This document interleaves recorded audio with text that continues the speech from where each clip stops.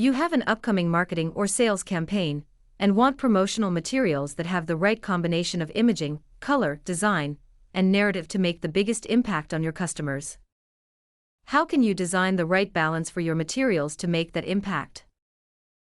The 19th century American essayist, Henry David Thoreau, had great advice for us living with the overload of the information age. Simplicity, simplicity, simplicity. I say, let your affairs be as 2 or 3, and not 100 or 1,000. On the other hand, we can temper Thoreau's advice with a caveat by Albert Einstein. Everything should be made as simple as possible, but not simpler.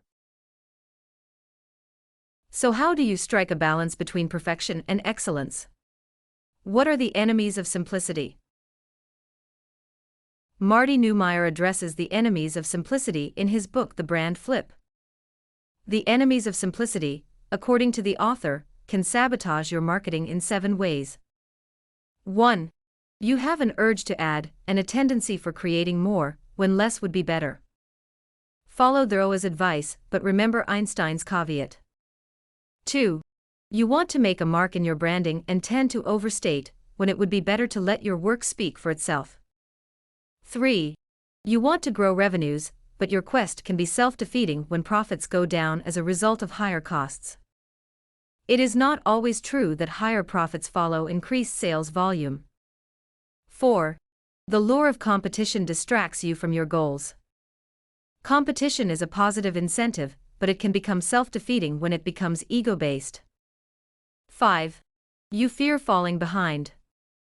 Your competitor adds a hot new feature and you panic. In your rush to match the competition, you fail to make adjustments in everything else you offer. 6. You try to overextend your brand with product variations at the expense of what you already do well. A brand extension might produce short-term profits, but be careful not to harm the brand you have worked so hard to establish. 7. You try to cover up an overall weak design with too many details.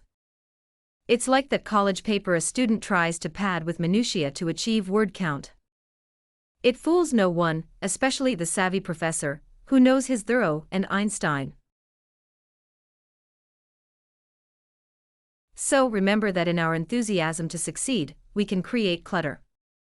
Start simple and build that foundation.